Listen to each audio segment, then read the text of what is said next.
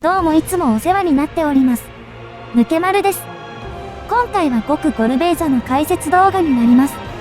解説としては、図解を用いてギミックの理解を深める内容になっておりますので、予習復習にご活用ください。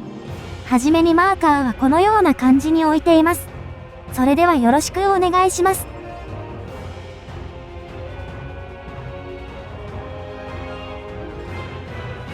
ディレイヤーズ。四隅の対角に隕石が降ってきて、そこから巨大円範囲が派生します。ディレイスパーク。プレイヤーに設置型の円範囲が来ます。詠唱が完了してから移動しましょう。幻月連剣。MT 以外の誰かに向き、全面範囲攻撃をしてきます。僕では、そのすぐ後に背面範囲攻撃をしてきます。呪縛の霊気。全体攻撃に加えて凍傷の継続ダメージが入ります。しっかり軽減をしましょう。ウ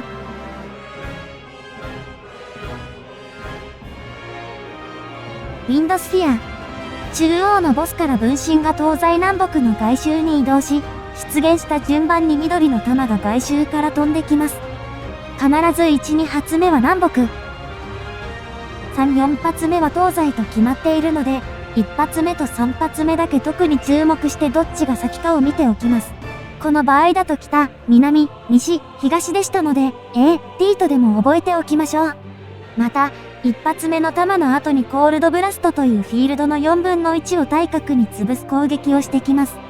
1発目が終わったら2回目のアンチでコールドブラストのアンチを探しましょう。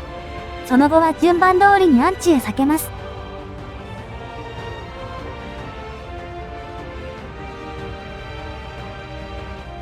幻月連剣。ボスの前面、背面範囲の連続攻撃です。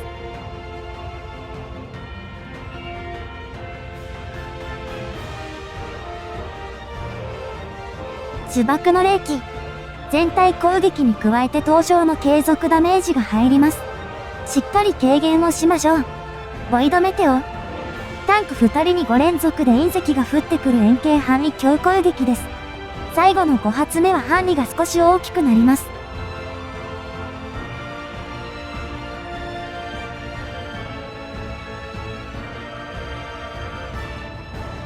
黒竜剣アジュダヤ。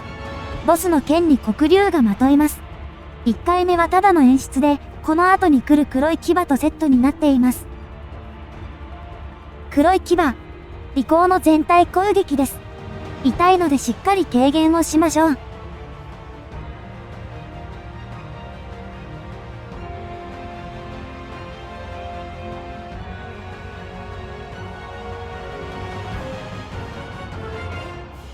黒竜剣アジュダヤ。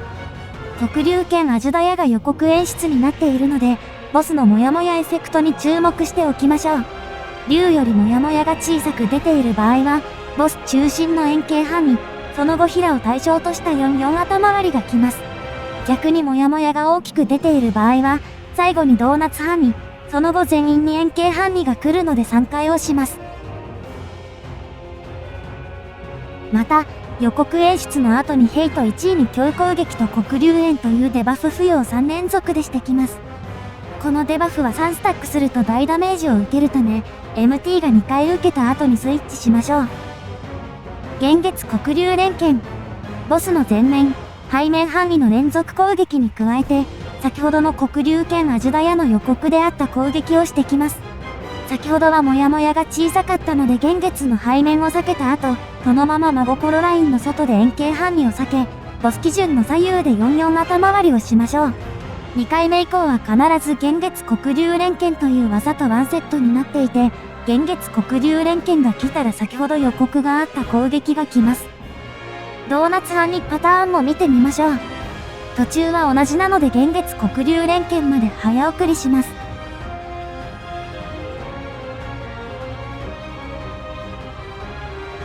ドーナツ範囲だった場合の3回は、このように範囲を待った後基本3回で3回しましょう。もしくは近接組を十字にしてもいいです。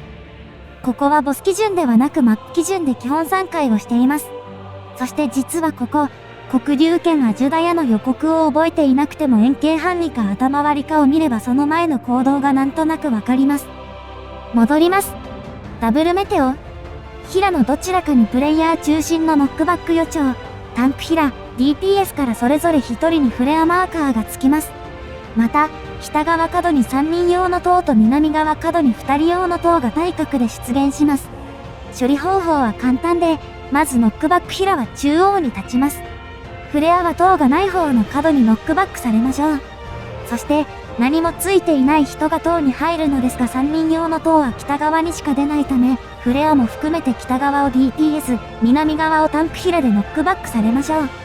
最後に、ノックバック担当ヒラが竜と線で結ばれて直線範囲が来るので、他の人に当たらないように南側に誘導しましょう。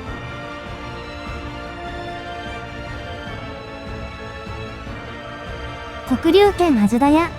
幻月黒龍連剣の予告演出です。黒龍のモヤモヤが竜より大きいか小さいかを確認しましょう。3回目は2回目に来てない方が来るので今回はドーナツ範囲から3回になります。予告演出の後は同様にタンクのスイッチが必要な3連続攻撃をしてきます。ただ、3回目はちょっと長くて、終わりの幻月黒龍連剣までの間に別ギミックが入ってきます。ボイドコメットレイン。円範囲予兆が出てこのように8連続で進んできます。それを避けながらペア頭回りを行うギミックです。西尾 MT 組、東尾 ST 組で分かれて遠隔組は8個目から1個目着弾跡地に入り、近接組は7個目から2個目着弾跡地に入ります。もしくは、同じく8個目から1個目避けをして近接組だけ頭割りが被らないように動きましょう。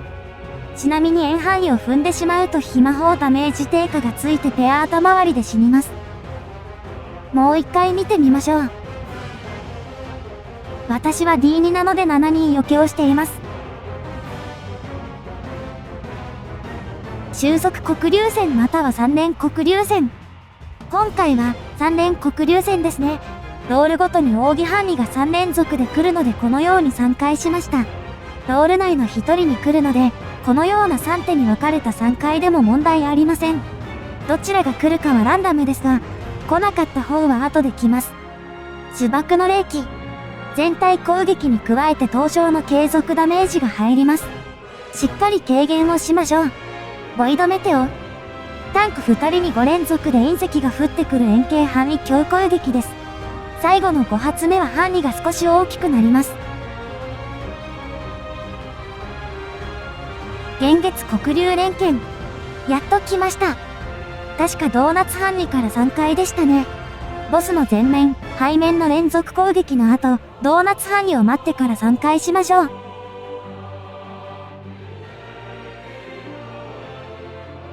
四隅の隕石から大範囲、氷の範囲、平対象の44頭回りの3つが同時に来ます。隕石とコールドブラストのアンチで頭割りをしましょう。結果的にアンチはフィールド4分の1になり、内側で頭割りの平含めた ST 以外の近接、外側で ST を加えた遠隔組で44頭割りをします。呪縛の霊気。全体攻撃に加えて凍傷の継続ダメージが入ります。しっかり軽減をしましょう。ウィンドスフィア。ここが最難関のギミックで、事故が起きやすいポイントです。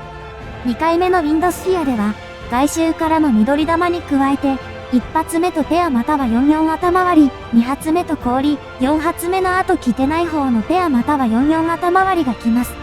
緑玉は1、2発目は南北、3、4発目は東西と決まっているので、1発目と3発目だけ特に注目して狭いアンチで決められた3回をします。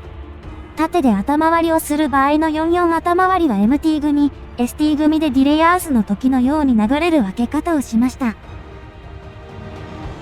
最後のペア頭割りは攻撃ができるように近接ペアがボス寄りで、遠隔ペアが離れこのように3回しています。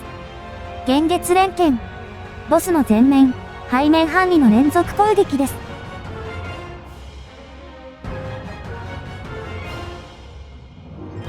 呪縛の霊気。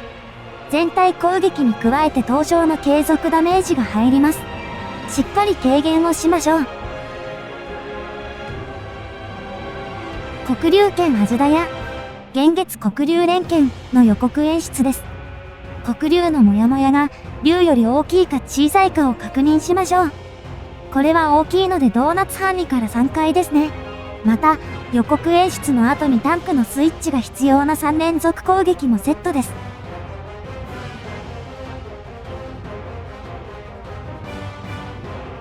ボイドコメットレイン。8連続で来る円範囲を避けながら2人頭割りを行うギミックです。東西で MT 組、ST 組に分かれて、近接は7人よけ、遠隔は81よけをしましょう。その後近接組がボス寄りでペア頭割りをします。ディレイスパーク。プレイヤーに設置型の円範囲が来ます。ペア頭割りしたところから詠唱が終わるのを待って移動しましょう。収束黒龍戦または3連黒龍戦。ここでは先ほど来なかった方が来ます。先ほどは3連黒龍戦でしたので、今回は収束黒龍戦ですね。ボスの左右で44直線頭割りをします。幻月黒龍連剣。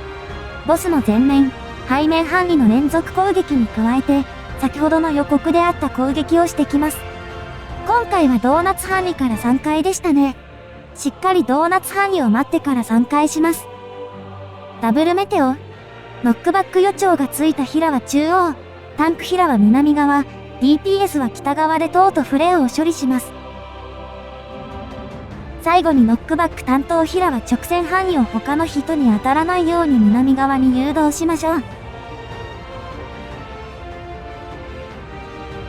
ボイドメテオ。タンク2人に5連続で隕石が降ってくる円形範囲強攻撃です。最後の5発目は範囲が少し大きくなります。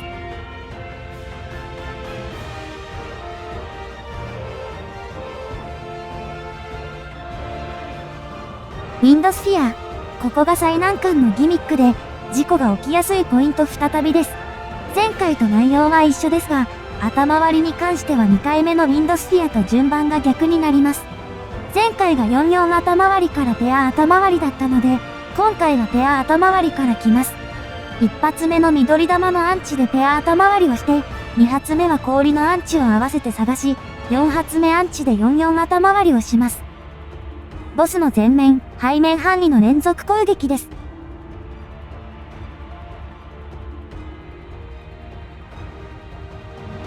最後までご視聴ありがとうございました。これで極ゴルベーザの解説を終わります。ご視聴ありがとうございました。チャンネル登録をポチってしていただけるとモチベーションが爆上がりします。どうかよろしくお願いいたします。